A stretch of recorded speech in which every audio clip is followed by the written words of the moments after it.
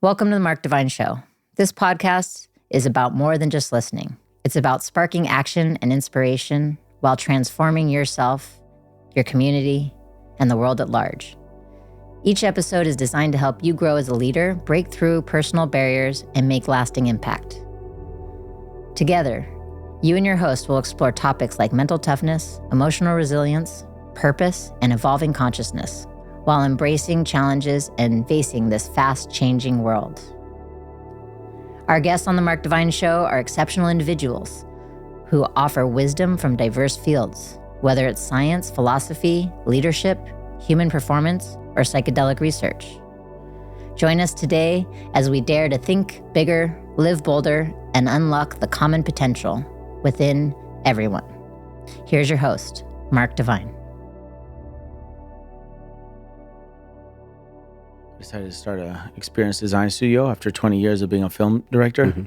And I had some success as a film director, and then I realized I had 2 films that went to Sundance back-to-back, short films. The third year, I went to Cannes. I saw that. And nothing really happened. I was actually working on a film script with a guy named Tim Hetherington. Yeah, you get all the awards and then just goes, well, he's just... unless you get picked up. And It was like, what more do you need? I have a script with Tim Hetherington, who made the film Restrepo, who had just died a month before. I'm at Cannes, and I'm like, I'm a film director with these accolades. I have a script, and I realize they're like, well, the film doesn't want, the market doesn't want to make a movie about a war photographer. I want to make this film about a war photographer. Can we make it a love story in 1 year? I'm like, I don't want to do that. right. I don't want to do that. I want to tell this story. And then the voice came up and said, Topaz, if you're not willing to adjust to the marketplace, get a job because you're being an artist. I was like, oh, I better get a job. And then that was kind of in my head. And then by accident, the film that went to Cannes, I put on Vimeo by accident without a password, right? This is 2014. That's the universe working through you. Like, oh okay, my God. This needs to be And out I there. didn't realize it because that I put it without a password until they picked it up as short of the week. And in a week, I got 500,000 views. Holy cow. That's awesome. And I thought, and that was a question, what game am I playing? right. Because before that, I was playing basically the game of film You're playing director. their game. I was playing the game of my dad, which is I want to be, he's like, you got to be a genius.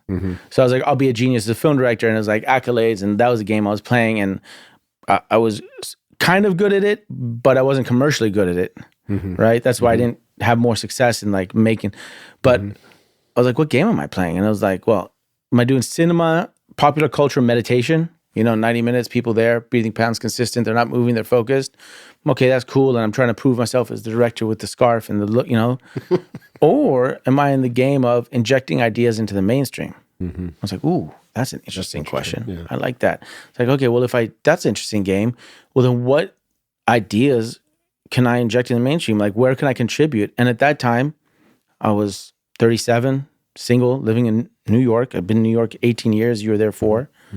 You understand, like that path. Actually, I grew up in upstate New York. Upstate New York. No, but I know, but you spent 4 New years. York City in the Big Apple. Yeah. I don't know how you made 18. But My man, at the end, I would go back to my apartment with a bad back. I couldn't walk. I was depressed. And I would play crickets. I play sounds on Spotify of crickets and like stream just to get nature at the end after 18 years. But I had a brother. This is like early, 10 years, 11 years ago when I started this project. I had a brother who was 16 years younger than I. And I saw how him and I, both single in New York, were dating completely differently and relating to potential partners and relationships, romantic, intimate relationships, in a fundamental different way because our relationship to technology was so profoundly different. right. Right. And I remember having this one experience where, I was dating a woman for a few weeks, 6 weeks. I was writing a script in Sun Valley, Idaho, and we were texting, and she asked me, look, Topaz, when you write love on your text messages, do you mean love like love me? Or are you using that like the English use that vernacular, just like passing love? Yeah, hey, like love. blessings or good luck or whatever. And I realized, oh, wait, we should talk. So I called her. And we had an hour conversation about our relationship. And what moved me at the end was she said, Topaz, thank you for having this convo, because all the other people I've been dating recently, whenever we have an intimate conversation, it's been over text. Oh my gosh. And what blew my mind was that she was only 5 years younger than I. I was 37, she was 32.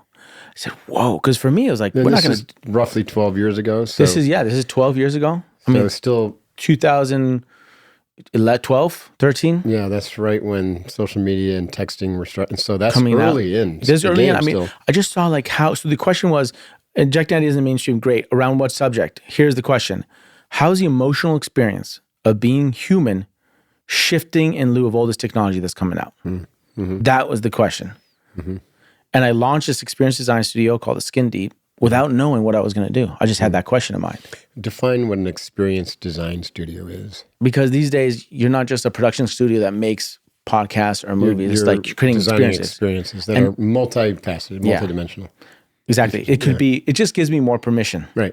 You know, for me, for a long time, I was a film director. So I call myself film director, which gives me, well, this is what film directors do. Da, da, da, da. And then one day I'm like, you know what? I was at this Tony Robbins Date with Destiny event. I did one of those a long time ago. Sitting next to Gavin Newsom. Oh, really? Didn't give me much time. No. Were you in the VIP one section? Yeah. I was an invite. I was a guest. I was there 4 years in a row in that VIP section. Is that right? Yeah. Because he loves my dad. That's cool. Like a lot of his stuff in Business Mastery. Right. The two biggest concepts are my father's. Oh, no kidding. Yeah. That's cool. The life cycle one. Right. Yeah. And the kind of different archetypes. So he invited, and so that was a great entree to me in that experience. And the first year opened my mind. I was just like, okay, I'm not going to be a film director because that's limiting my possibilities. I'm actually going to call myself a story breaker. The hell's a story breaker? It was like, well, a story breaker, we all tell ourselves stories about who we are. You got to break those stories down in order to rebuild. So I'm going to create story breaking experiences. And that's just not the things I do, is also how I be. We can do it in conversation. So same thing with experience design. So it's like, I'm going to design experiences.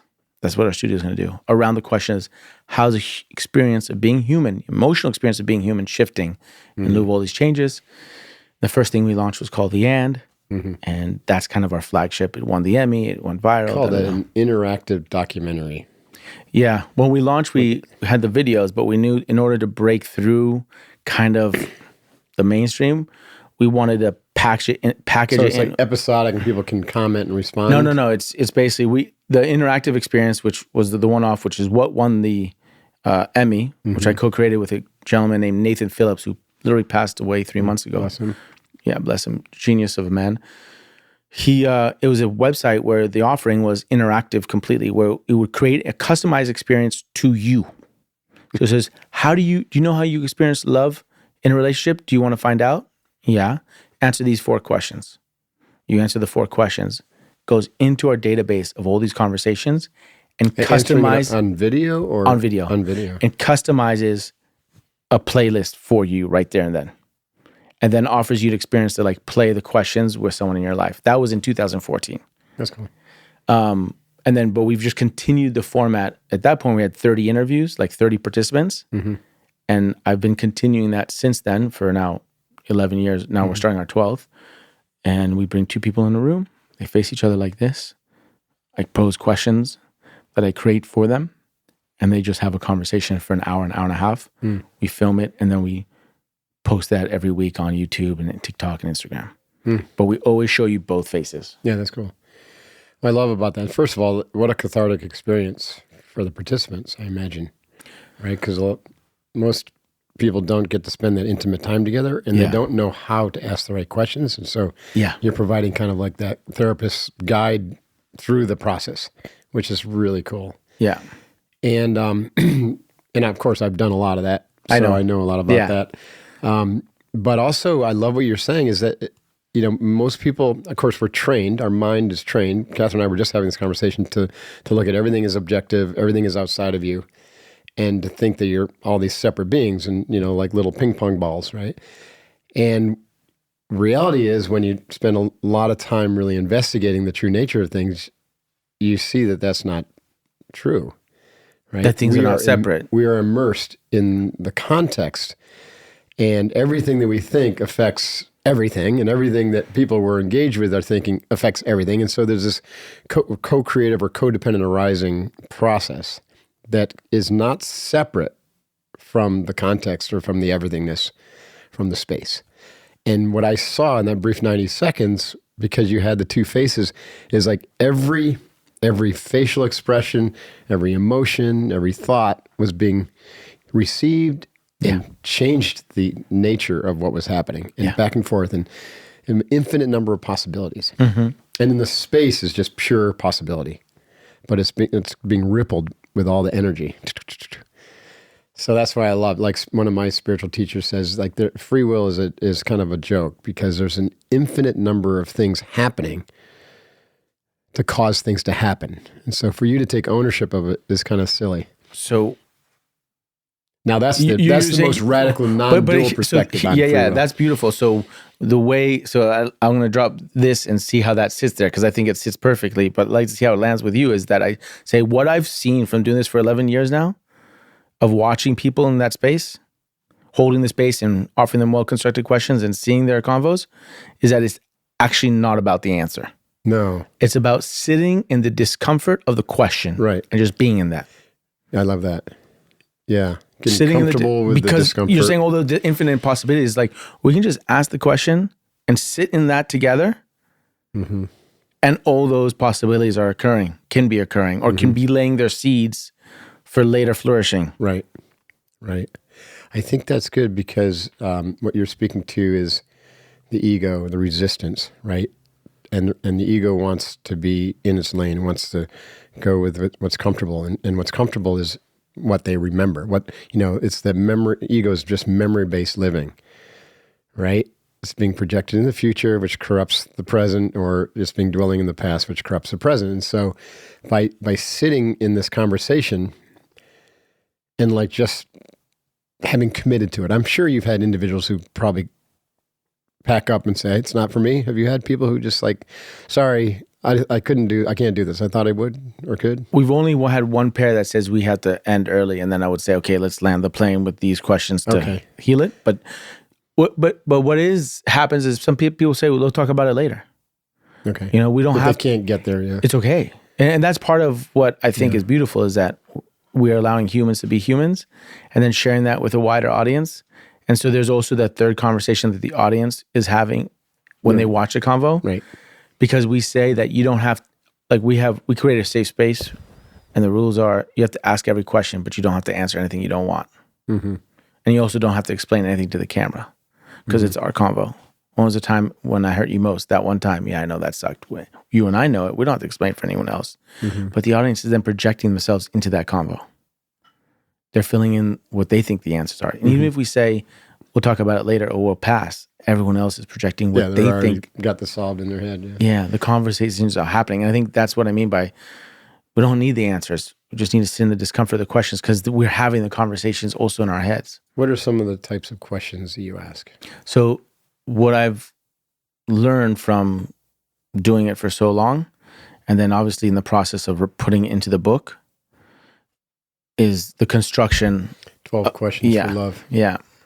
The guide to intimate conversations, deeper relationships, which frankly, we don't really learn how to have those things. Right.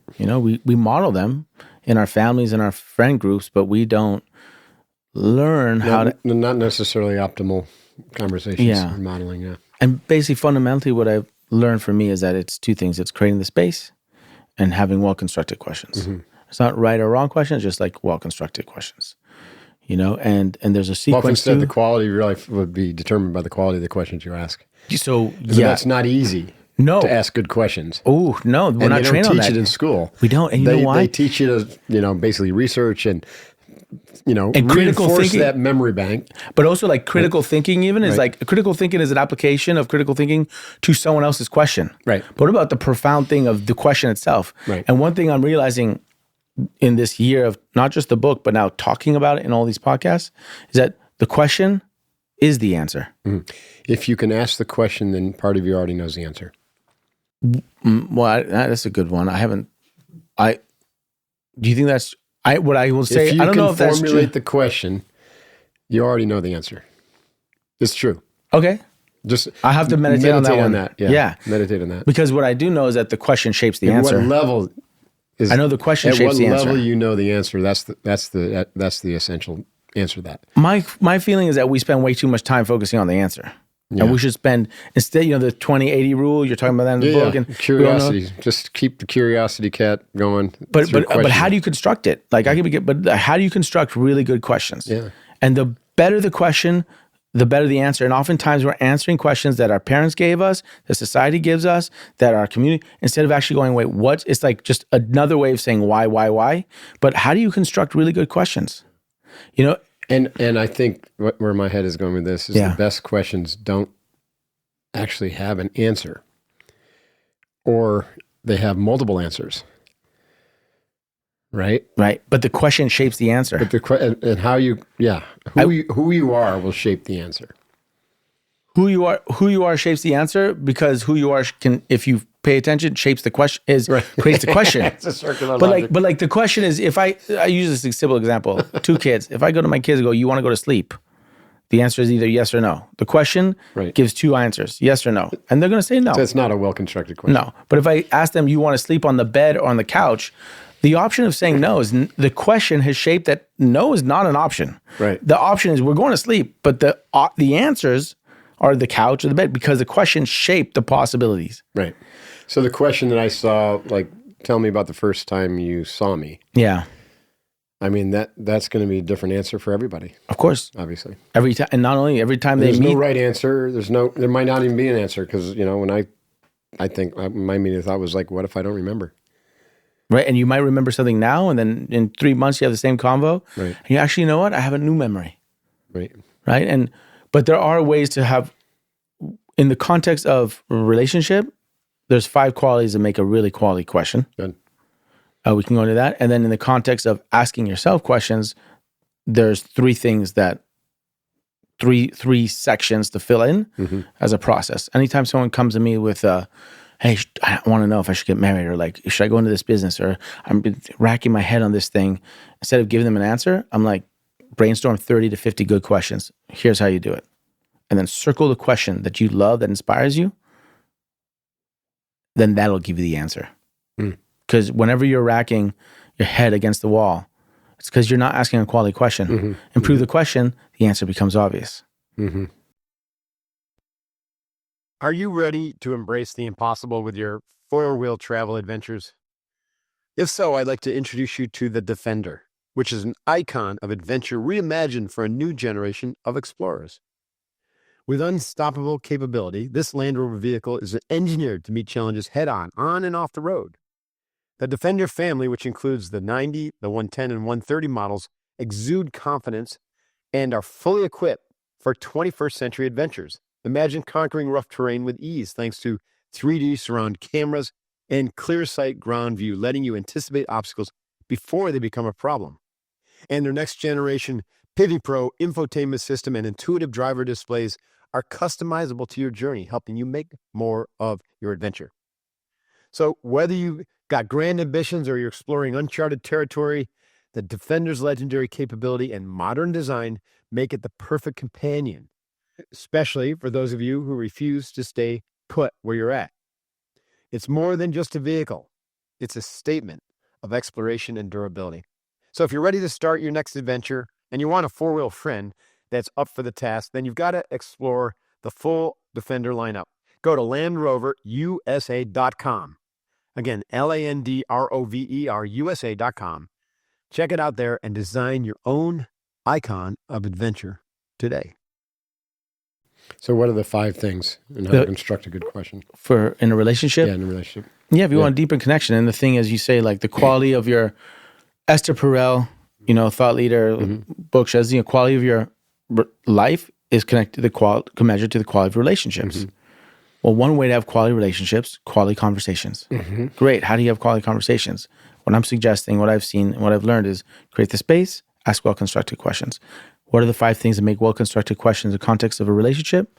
1, don't ask a binary question. If you start a question with have, is, are, do, would, or should, if the question starts with any of those 6 words, the answer is a binary. It's a yes, no, right, left, go, don't go. It's a binary. And life is not binary necessarily, right? So don't ask a binary question. 2, ask a constructive question.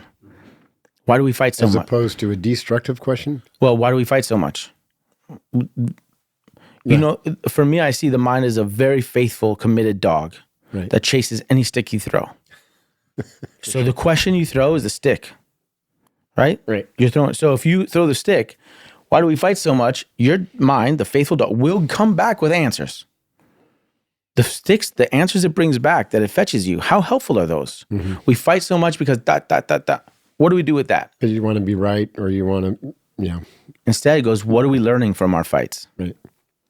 Oh, the stick comes back. That stick is something we can use to improve our relationship.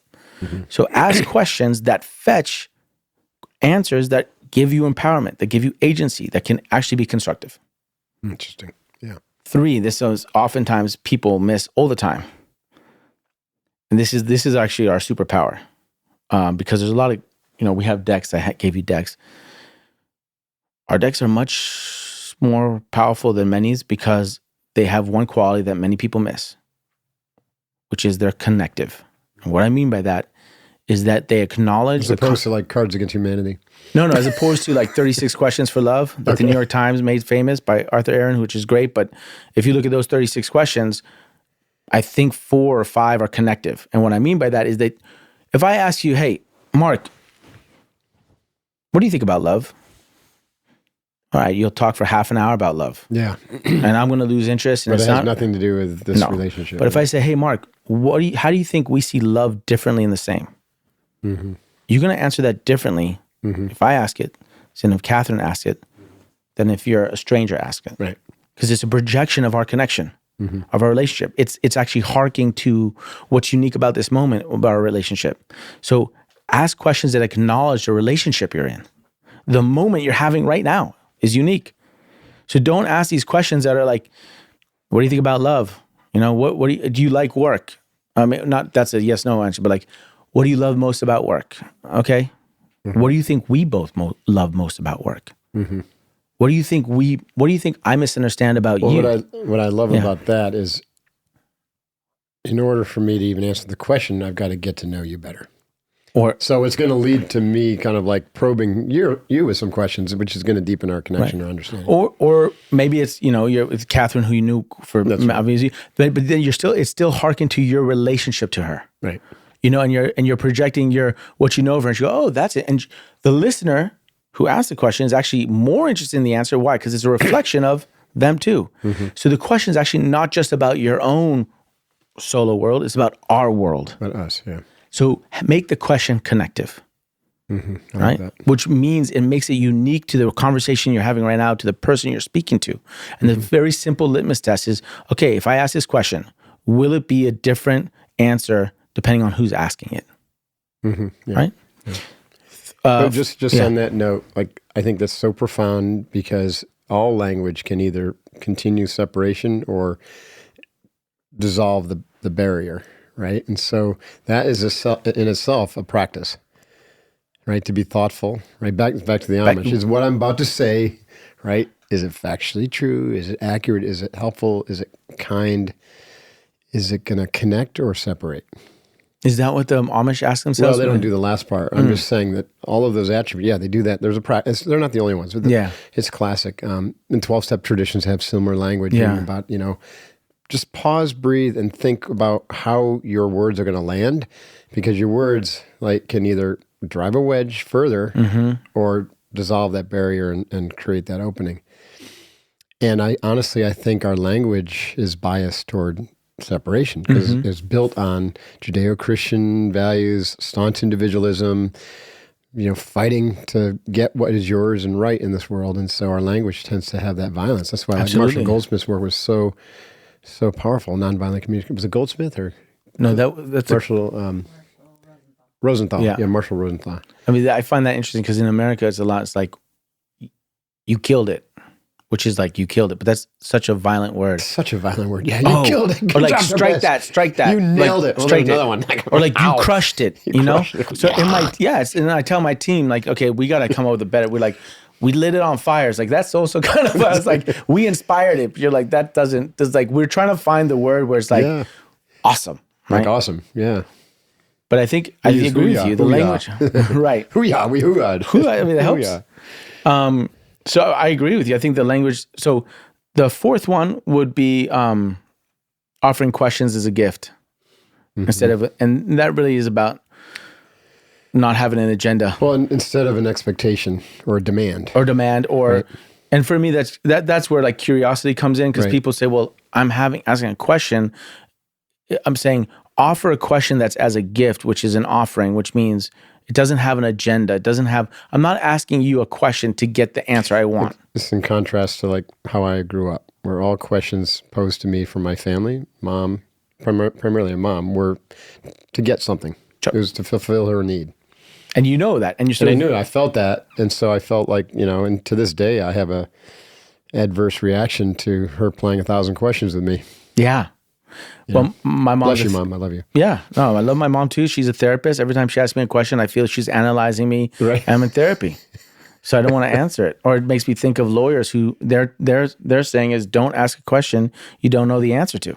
Interesting. Right. So every time, no wonder it's hard to have a conversation, because if you want to invite someone to a space to explore, you have to start at the same place, not knowing where you're going to end up. Right.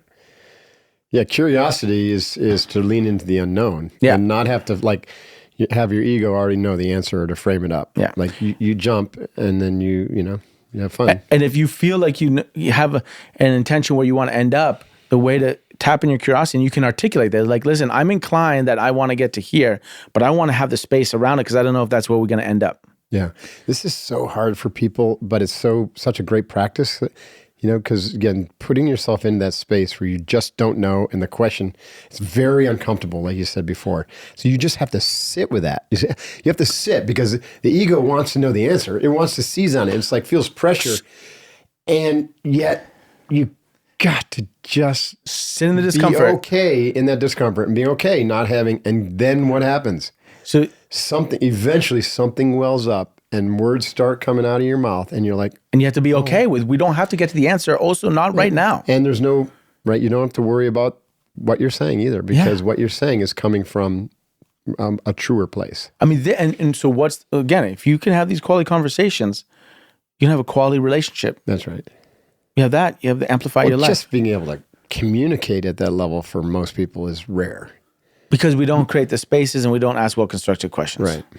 And that's where I feel my offering is. And this last year of doing all these podcasts, I'm like, oh, there's my offering. You find, that kind of came clear. It's not from the book, because I write the book, which is distillation of what I've learned. But in talking to people and seeing the feedback loop and having these conversations, I'm like, oh, there's my offering. Yeah. Which is like, here's the pieces. And what's the fifth thing, by the way? Before we forget. No problem. The fifth thing is, it's like a double-edged sword, or two sides of a coin. Mm-hmm. It's, you have to connect. You have to create that pause. You have to create that connection between two disparate things. And that's where the pause is, because it's like neuroplasticity, like finding a new neuron. So it's like, this is would be a personal one, but like, Mark, you're in a relationship. What's the favorite lie we love telling ourselves? Pause, breathe. That's an awesome one, because my ego's like, oh man, I really want to have the perfect answer because we're being videotaped right now. But well, you don't have the answer. But I don't have the answer, but I want to answer it. Or what's the truth we hate telling ourselves? Or you're in a company setting and you're like, okay, what's the value we do not share with our clients? Mm-hmm. Just those things, like connecting, how much is the pursuit of earning profit or money costing us? Right. Bringing two things together that you don't, so that you have to go, wait, I haven't thought about that, right? And the flip side is asking questions that put you in each other's shoes or someone else's shoes. Mm-hmm. So Mark, what's the hardest thing being your daughter, your son, your friend? Yeah. You're like, oh, I have to go put myself in my friend's shoes or daughter's shoes, whatever. And look at myself through that lens and to answer that question. I can see how that would really develop compassion and empathy and perspective. Yeah. Yeah. So that's the fifth quality. Now, if you could do all of them or part of them, that helps construct quality questions to ask within a relationship. Yeah. Any relationship. You're taking this into organizations now? We want to. We start to. Yeah. I mean, I feel like companies should not have mission statements. They should have mission questions, especially because we're in, what do you call it? VUCA? VUCA. Yeah. VUCA. Things are changing. Volatile, uncertainty, complexity, ambiguity. Yeah. And, your mission now can change as soon as the environment changes. So it's more of a, what's the question that we have to answer? And then we're always asking that question. That's our anchor. Mm-hmm. And it may have different answers at different times depending on the environment.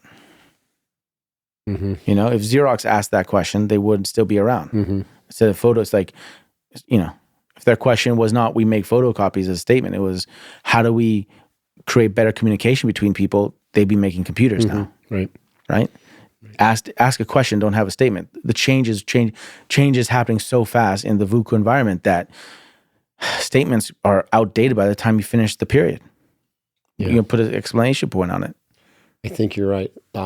Where I'm going with this is like knowledge has become ubiquitous. It's free, and it's actually, knowledge is not power. Knowledge just becomes a limitation, right? Because if it's already known and factualized, right, and identified and categorized, then it's ancient history. Yeah.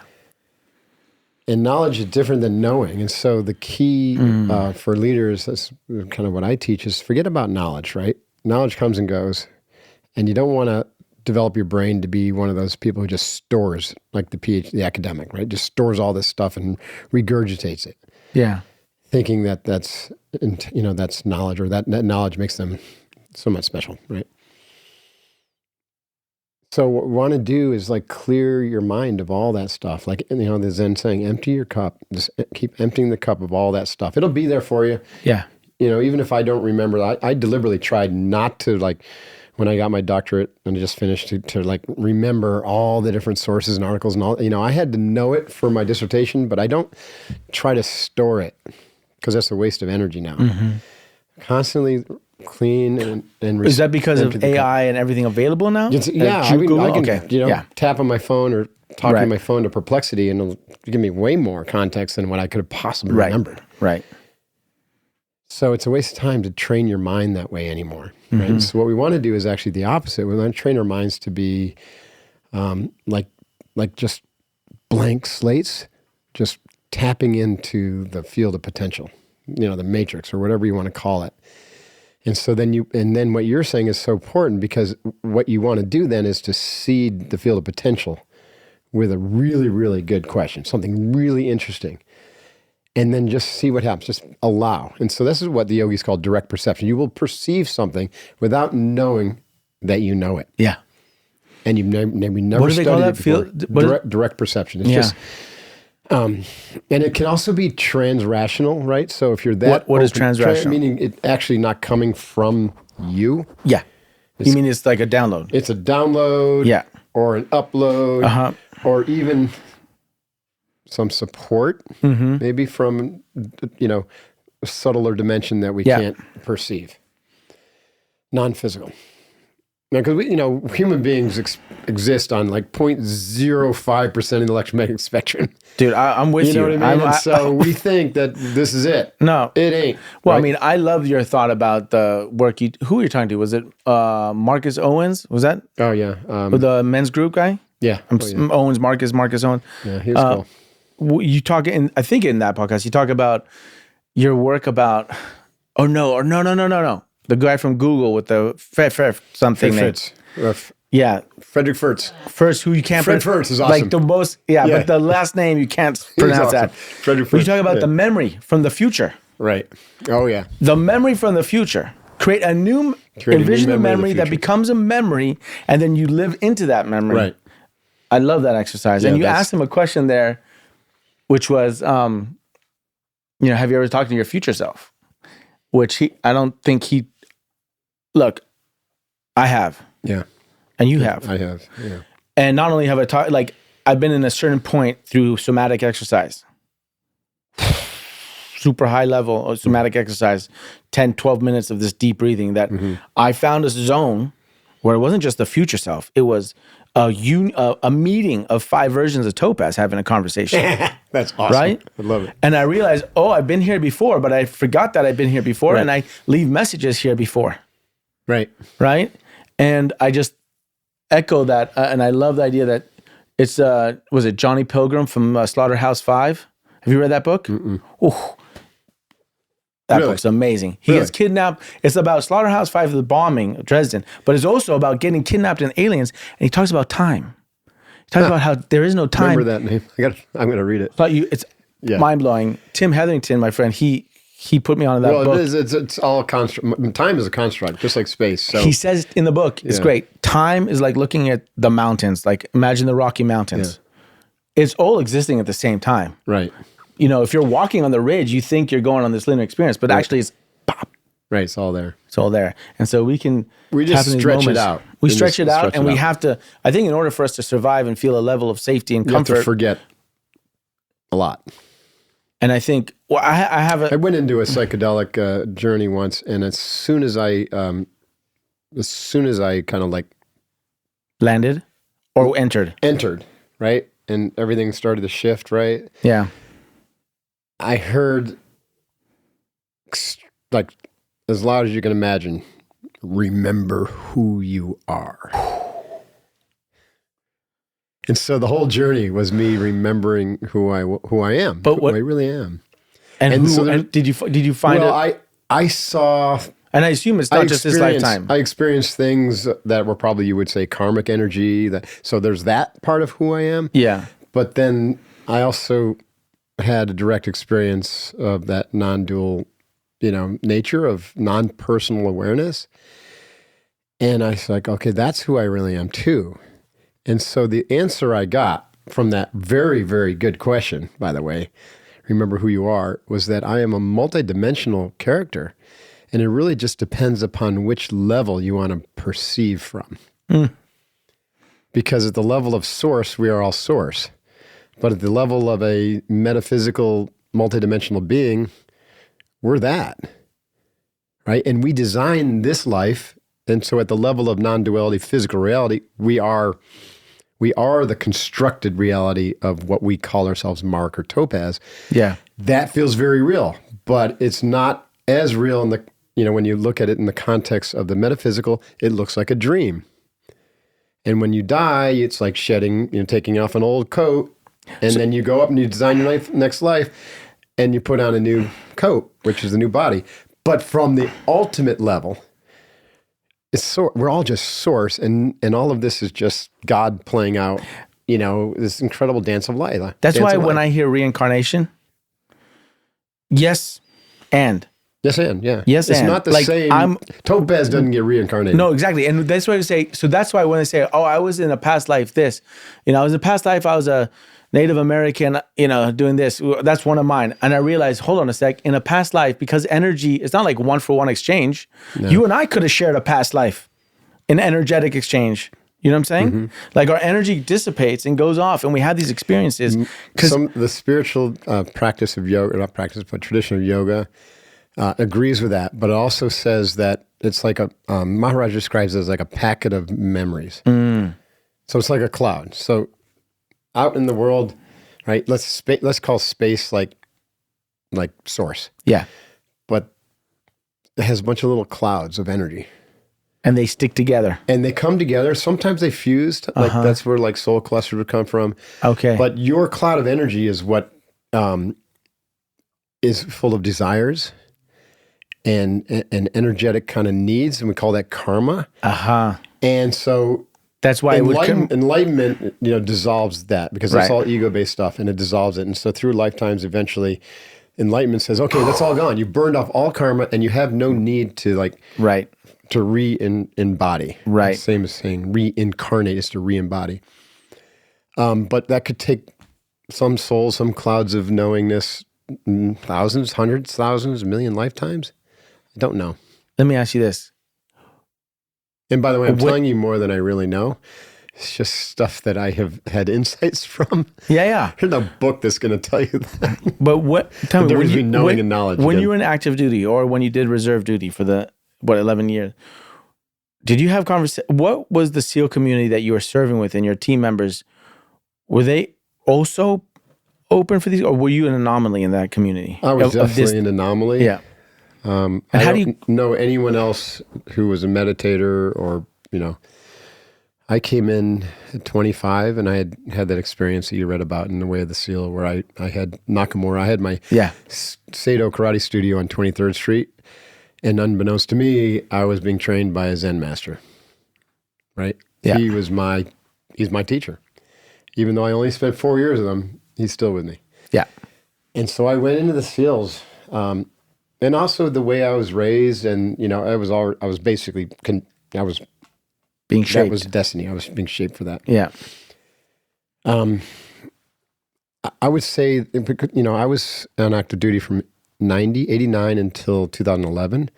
So I didn't start teaching this stuff until 2006. But you had this mentality and I had the inclination, mentality, this and I was viewpoint. Doing the work. And I was actually I'd also even pulled together kind of the essence of my training regimen, this integrated development, before I ever started teaching it, which is what, caused me to want to teach it to others, because I found it to be so incredibly effective, right? And, but anyways, where I'm going with this is I think you would find way more special operators who are open to this because of the psychedelics. Yeah. Because of all the trauma. Yeah, now. And this is just in the last maybe 5 years. Yeah. And because of my work and now the work of others, in basically introducing yoga, meditation, mindfulness, concentration training, breath work to the SEALs and then other special ops through SEALFIT. And now they actually teach it at Buds. And so you have this, like, the whole force, if you can imagine what work that doing, the ripple effects, right? Yeah. So you have guys now who are routinely meditating, routinely doing yoga, whereas 10 years ago or 20 years ago, they're like, whatever. Don't even tell me, don't even talk to me. It's not practical if I can't cut it, shoot it, it doesn't matter. But how did you balance, and how do they balance now those kind of ideas and thoughts with the hard-nosed reality of, like, the work that you have to do? At the end of the day, that's about, like, physical reality and life and death. Yeah. It's like... Hey. We have a lot of those conversations. If you're doing the warrior path for the right reason, it's karma. You can't not do it, right? It's like, that was the whole Bhagavad Gita, and that's why, that was why one of the reasons that book was written, besides, to espouse all the different yogas, was to help people understand that if you avoid your calling, you will actually do harm to yourself and others. And if your calling is to be a warrior, like, this entire thing is a battleground, right? Humanity is a battleground. Or it could be heaven on earth. But for most, 95%, it's a battleground, right? And in battleground, there's going to be war. There's going to be weapons. There's going to be people who need protecting, and there's going to be, right? Protectors. There's going to be people who need to go out, who need to leave this world because they're evil. And who's going to do that, right? If everyone's sitting around all spiritual, so no one's willing to pick up the weapon. Yeah. And even the native traditions, right? They train warriors, but they train warriors to be the last one to apply force. And only if it's absolutely necessary. There's no other option.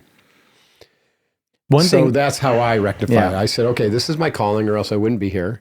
I wasn't becoming a Navy SEAL because they were, I saw Charlie Sheen.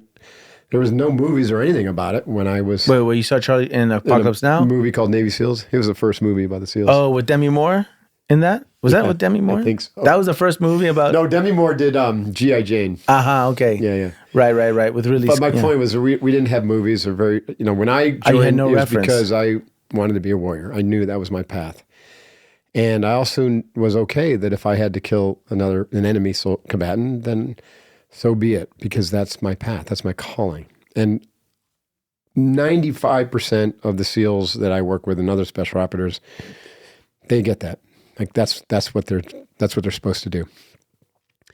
The moral injury comes when something happens and you end up stepping outside or being pushed outside the bounds of doing that in a way that is ethically reasonable to you. Right. And so I think in a lot of cases, the torture and the, just the atrocity of the way it went down, because the war on terror, because the enemy was atrocious. That's one. And then the other is when you kill someone who didn't deserve to be killed. Right. And so I have peers who ended up killing, children and civilians. just in the line of combat. And then that brings great moral injury, right? Causes you to really question. Yeah. It's not easy. It's a complicated thing. But like we say that, the sheepdog exists for a reason. Sheepdog is the individual who is called upon to protect and to serve, protect the flock, the sheep. And so they're capable of violence, but they abhor violence. And all these kind of assholes who are out there blowing things up who are former military, people think, all the military or violent people are going to fly off at the hinges. Those are the outliers, right? Anyways, that's a good question. Thanks for asking that. I have many more, but I have one. You're the question man. Well, one thing that we talked. Well, can I ask another question? Of course. By the way, I love the conversations as opposed to interviews, so I'm moving away from interview style podcasts anyways, so thank you. Well, yeah, I mean, one thing I find interesting is, and it's only in speaking to you, so give me a moment. I got to set it up. Sure.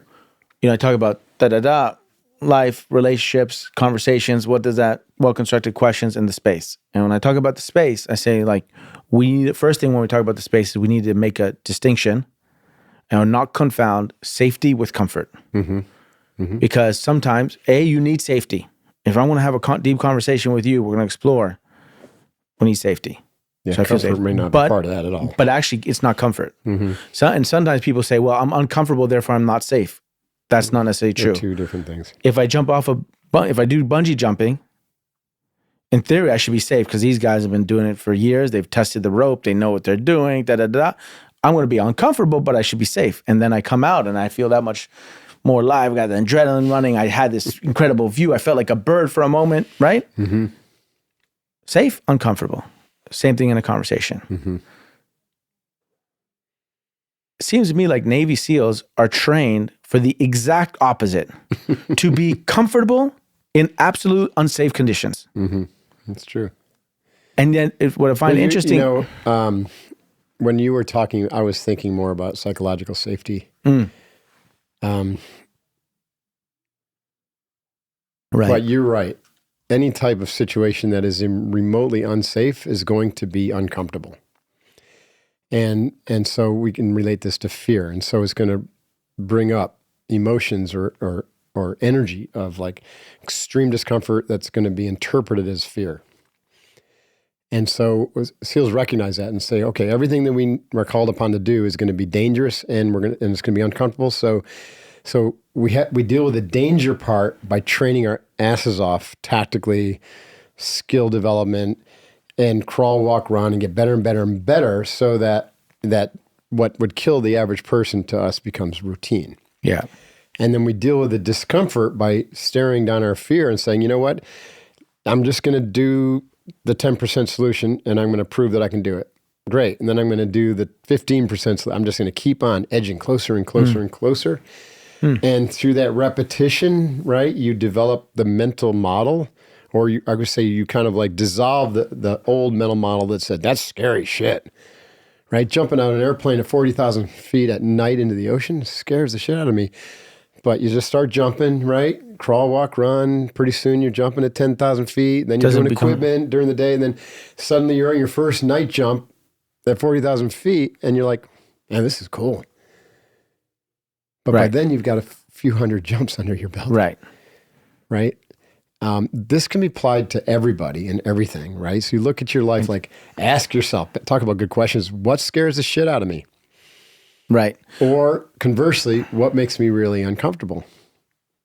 And then just be willing to, like we say in the SEALs, run toward the sound of gunfire instead of away from it. Well, in the scope of my work, which is not anywhere as high risk, but can be as scary sometimes in terms of you want to have an intimate conversation with your loved one.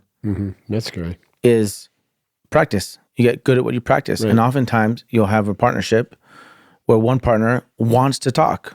Right. They generally, when we find, they buy the card games. We have, and they want to talk. And the other partner is like, hell no. Have you read any Terry Reel's work? Of course. Us? Yeah, us. Yeah. Just finished that. Really? Talks about fierce intimacy and this exactly what you're talking about. Yeah. Like it's uncomfortable, but if you want to really develop a relationship that is not just about me or you, but about us. Well, that's what the and is. That's what I'm saying. It's not you or I. It's right. You and I. It's us. So how do you Look, I don't know if I like humans, Mark. I don't know if I like humans. I don't even know if I like myself. No, I'm being honest. I'm a super judgmental guy. We've done a lot of damage to this place, by the way. Oh, yeah. So we got some redeeming that to do. too. We need some redemption. No, you talk about our indigenous forefathers and mothers. How would they feel about what we've done? Who we're being? It's a question worth asking. Mm-hmm. But I'll tell you what I love. I love humanity. Mm-hmm. But I don't think humanity is in us. I think it's between us. Mm-hmm. I think it's a thing that's between us. So the question is, how do you cultivate it? Mm-hmm. How do you break down the barriers? How do you cultivate that sense of like us? How do you cultivate that space between us? And for me, it's you create the space, you ask well-constructed questions, and then just sit in the discomfort of the questions. You don't need the answers per se. The answers will come in time. And time itself is its own construction. Right. What are the 12 questions? So the 12 questions basically is, the editor who'd been a fan of ours for years called me up one day and said, what are the meat and 12 questions at work? Mm-hmm. And so they're in the book, but more important than the book, it's why they work. Mm-hmm. How do you construct well-constructed questions? How do you create the space? Space, well-constructed. And then what's the sequence? Mm-hmm. And this is basically teaching you how to ride the bike so that you can apply that. I guarantee, look, prescriptive, you take the 12 questions, you go home, play with your wife, Sandy, right? Mm-hmm. I promise you have a 3-hour epic convo that you've never had before. Mm. And if I'm wrong, call me and tell me, give me the book back. I want my money back. You didn't buy it. I gave it to you. But you know what I'm saying? You can send it back. Tell me to write another book. On the other level, more importantly, is that you learn like, oh, wait, I need to have this conversation with my coworker. Mm-hmm. I need to have a conversation with my brother. Okay, hold on. Let me create the space. What does that mean?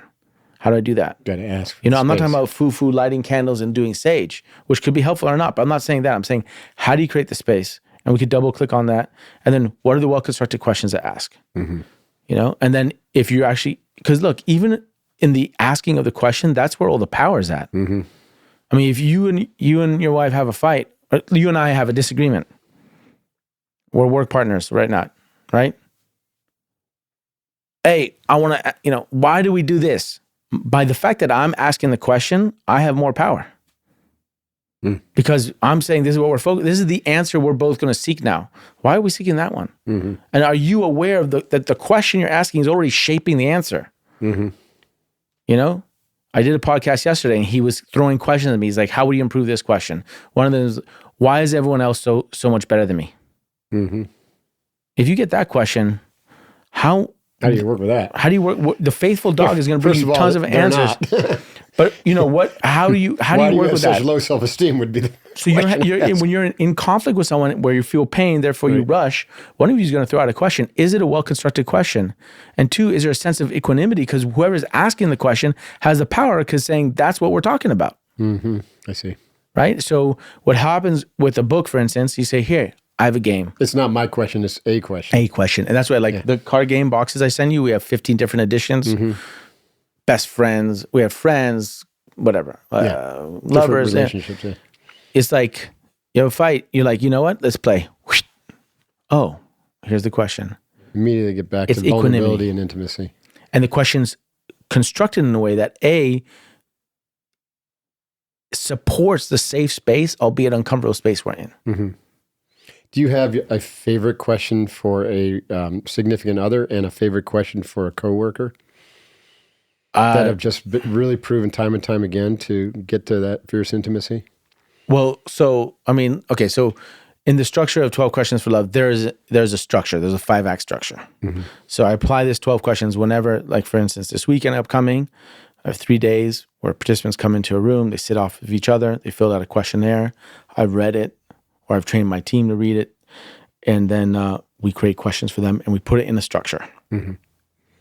When you play the card game, it's random, and it's almost like a tarot card, so it has its own magical power. Mm-hmm. It's almost like the I Ching, But when the structure is a 5-act structure, much like a film, because I've come from that, is you create the first 3 questions in this book, and to answer your question with my favorite, I'll get to in the climax. Mm-hmm. First one is you build the space of trust and respect, reminding them of what's their connection. So they hark to the past. What do you first remember from the first time we met? What are the three favorite experiences we share, right? Things that remind people of the unique synergy that they have, that they've shared, right? Then you move into the next three questions, which is around conflict. What's our biggest challenge? What do you feel is our biggest challenge, and what do you think it's teaching us? When was the last time I disappointed you, and how do you feel about it now? And we can double click on those questions. They're constructed in a way that offer you the opportunity to go deep, but also in a way that creates empathy. So if I ask you, like, when was the last time you felt disappointed, and how do you feel about it now? Me adding how do you feel about it now offers you to really tell me the last time I disappointed you, but say, but since then, I felt like this, and I understand more. So it enables you to go deeper because you have a hook. If I just said, when was the last time I disappointed you? You'd be like, ooh, do I really want to tell him that time? Because but how does it make you feel now? Gives you an opportunity to answer, really go there, but then kind of reel it back in. So it's like, it brings you back to the present as opposed to like going back to the version of yourself that was disappointed. And it gives you a way to temper that kind of disappointment. That's cool. Then we get to the climax. Those are questions 7 and 8. So 7th is, what's the pain in me you wish you could heal, and why?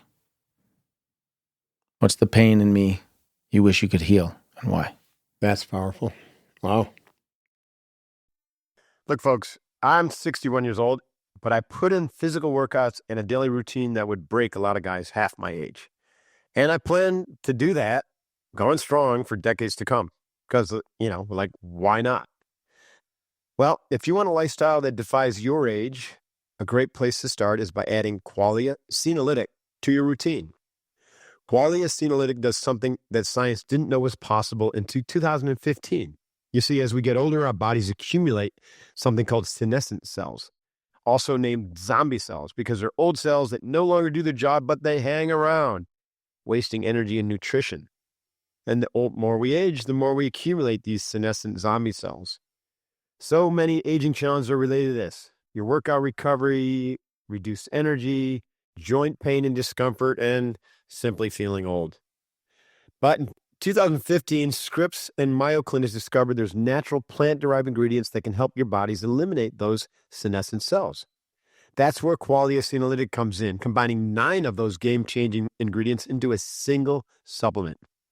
The difference that Qualia Senolytic has made for my own aging process has been incredible. I'm living a lifestyle of someone half my age by keeping my senescent cells to a minimum so my energy and vitality can stay through the roof. If you want to feel your prime way longer than you thought possible, you got to try Qualia Senolytic. And you can get up to 50% off right now at qualialife.com/divine15. And the code divine15 at checkout will get you an extra 15% off. Qualia backs their products by a 100-day money-back guarantee, so you've got no risk. Again, check it out. Qualia Senolytics will help you age better. Trust me. Go to qualialife.com, qualialife.com/divine15. That's DIVINE15. And again, use that code divine15 for an extra 15% off to help you stay in your prime for years to come. Interesting. That always takes a pause. And what's beautiful... That's 7 and 8? And that's 7. Oh, that's 7? Sorry. That's 7. Oh. 8 is, what's one experience you wish we never had, and why? Which is a collective. Wow. And sometimes there's a relationship between the two or not. Right. Mm-hmm. And what's beautiful here is, in my book, there's QR codes, so you can scan and go and see other people having the conversations. Because I have a library of 11 years of 1,250 pairs talking about it. So those are the climax. Now, if you pull out the question in a card game, which can happen, and you ask that, depending on the environment, what happened before and after, you may answer deep or not. But if we do it in a sequence, where we built the trust, we've leaned into conflict, now we're here, you'll probably go deeper. Yeah, probably. Then 9 and 10 are starting to talk about appreciation and gratitude. We're starting to land the plane. What is something you feel I'm teaching you? What do you appreciate most about me that I may not realize? right? And then the last two are really acknowledging the fact that we should say things that we may never know when we'll be able to say them. Like this one always, if this were to be our last conversation, what's one thing you never want me to forget? And then the last one, for instance, is the classic, is like, why do you love me? Or how do you love me? Or what does my love feel like to you?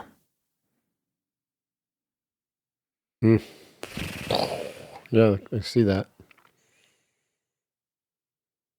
So there's an arc to that. And we start with 30 seconds of grounding in the space. And then they begin, and the space is theirs. And the rules are, the rules, the rules are boundaries, and boundaries help with the safety. But there's no agenda. There's only an intention. And that's something that is How do you find the people to come do this with you? Oh, at this point, we have a mom flying in from London to play with her daughter. And then later that night, they're both flying back to London. No kidding. We pay no one. We don't pay any flights. Right.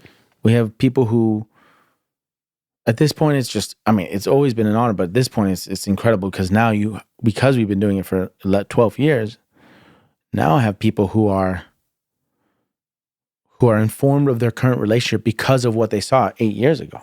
And then they play the card games.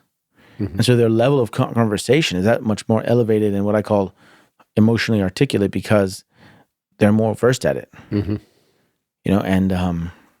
that's a really privileged, honored position. And frankly, this work and my ability to be here and everything is predicated on the courage of the people sharing a bit of themselves, even if they don't give the answer. The fact that they ask the question in front of the other, and even if they passed, you both know they're thinking about it. We all know they're going to think about it when they get home. Right. That seed has been laid. So their courage to sit in the space and share a bit of themselves, That's awesome. My book, Staring Down the Wolf, I call it The 7 Commitments That Forge Elite Teams. You could also just replace elite teams that forge deep connection. The first 3 commitments are courage, trust, and respect. And that's the foundation. Without those 3, you can't get anywhere. And so what you're doing is creating this vehicle for people to courageously step in to be vulnerable together. Creating the and space or the us, which develops great trust. And out of trust comes respect. And then the deeper you go into courage, trust, and respect, the more evolution you're going to have. We should riff on that, you and I, because I wonder if they come in a certain order, courage, trust, respect, or can they come on their own paths? Because I feel like I wouldn't get into one of these intimate conversations if I didn't trust somebody. I don't think... Or maybe I respect them, but I don't trust them, but then That's a great question. I look at it more like a Ken Wilber would say, more of a holism, right? They're enmeshed, they're embedded within each other. But like drawing on Dr. Hawkins' work, like courage is the jumping off point to all the positive qualities, right? All the love, power qualities. About force and power versus force, right? And so, and I know, courage to me is heart, right? So courage means core. Courage means stepping into your heart and getting out of your head. So to me, that feels like a foundational, like prerequisite, right? Well, courage is heart. Forget about the content. But is courage heart or heart fuels courage? Both. It's omnidirectional. Because heart that's where linearity stops, right? So, and time stops. And so courage just is. Heart just is. But we don't always tap into courage. True, because you're not. So it's there, but you have to choose. Your heart. So then you connect to courage through your heart. Right. Right. And from there, you begin to trust. And that's also omnidirectional. Because in order to trust someone else, you have to trust yourself first. It's impossible to trust others without trusting yourself, because it's simply, that's a transactional trust. It's not authentic. Right? And if trust doesn't exist, then respect will be ephemeral. You might experience it, but it won't be there. So when you won't hold on to it. When you talk about this stuff, like what for me is like my dad is a forefather of organizational change since the late 70s. And he's written so many. I probably read some of his work. Adizes methodology. And he talks about the fundamental thing is mutual trust and respect, which are equal. And he has definitions. So when you're talking, I'm like harking back to my father's, how he like imbued in me as, in that 48 years. And I would love to riff on that, and he and I just had a conversation, which was the first time in my life that my dad took notes on stuff I said. That's cool. Which was a huge compliment. And he's still doing it. He's helping now. My dad is 87, still writing blogs about love and God. And then realizing love, and he goes, wait, my son cultivates questions in love. Let me find out what, that was the conversation we had, which first of all was, Dad, you're an awesome soul, that you're at 87 and you still have curiosity. Sure. Even at your kind of success and you're still trying to figure it out. Someone who's opened up and doesn't hang their hat on knowledge, but knowingness is always curious. Always curious. And he's always downloading, uploading. Yeah. And it's sharing that. And kudos to him. Example for you. I'm going to introduce him to you one day. Yeah, I'd love to meet him. Yeah. That's cool. But I find that we can practice the courage of being vulnerable. But I also think we should acknowledge that when we hear vulnerability, we often think of the person who's sharing. But there's also the vulnerability of the person who's listening or receiving or listening. Because if you're going to share vulnerability with me of something that maybe it's about our relationship, I have to sit in that because maybe it's because I hurt you in some way and I have to listen and I have to sit. There's also vulnerability for me. For sure. And I think that's often overlooked or not acknowledged. Right. Yeah. In fact, that art of listening, right? Something we teach, we use a model of four domains. Just the interior sense of self. This is again built on Wilber's 4 quadrants now. I, we, it, and it. Yeah. So we work on the field of potential. That's the interior of the individual, and then the field of performance, which is the exterior of individual, like peak performance. So we want to cover all those bases. Yeah. But the interior work is where the real work is done, because that's how you tap into greater potential, expand your vision, create that future self identity that then is that magnetic pull. But then we drop below the line and we do the same thing relationally, right? Because we recognize development is not a monostructural or an individual thing, right? You can't only develop yourself so much alone. When you say relation, you mean with other people or with your relationship with yourself? Both. Right? You could put all 4 quadrants into that first quadrant. That's a whole different discussion, right? Yeah. Because you have an I, we, it, and it within yourself. But I'm really more, first layer is like other people. Yeah. Both one-on-one, whatever the relationship, and then with a team or a group or a larger group, which includes ultimately all of humanity. A relationship with all sentient beings is the highest form. And so in order to really develop your relatability and your ability to connect deeply and to feel into the presence of that sameness, we got to get really good at asking questions and really good at listening. And people listen through the same filter as they judge and they speak. And so it's an incredibly powerful practice to be able to watch, to be mindful while you're listening and to watch the machinations of how you're automatically trying to classify, store, judge, particularize, organize, and put everything you think you're hearing into some sort of category or file cabinet that so you think you know. Right. So listening is to be like, it's a masterful skill to be able to just not do any of that, just to sit in pure receptivity, which you call vulnerability. Or Brene, pure receptivity. I'm smiling. I'm smiling right now, jumping because I'm not fully listening in the same way you're talking and what I'm about to say. Because in my book, I talk about deep listening. I can tell because you're so excited. Yeah, I'm like, I want to jump in, but because everything you're saying is what I call, and I've learned from watching for 11 years now, people, is called deep listening. Yes. And like, well, what is that? It's like feeling to listen. Yeah, it's like you're merged with the person. So it's just like not talking from here. Right. Because we're like, often we're in conversation, it's like, what's the response? Yeah, the space between us goes away. Merge. But and so how do you do that? You breathe and you listen to your body. That's right. Don't listen from here in a response. See what comes up in your body. Be in your body. Be in your body. We just did a podcast, Kath and I, talking about how the body is the mind. The mind is the body. They're not two things. The mind isn't just up here. It's everywhere. And so listening with your whole mind is listening with your whole body. So excellent point. How do you get there? It takes practice. Well, I tell people breathe. Like breath is the key. Breath, and start and practice. Mm-hmm.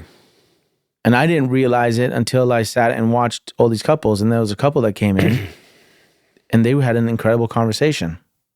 And it was slow and it was profound. And then there was another couple who did a similar thing.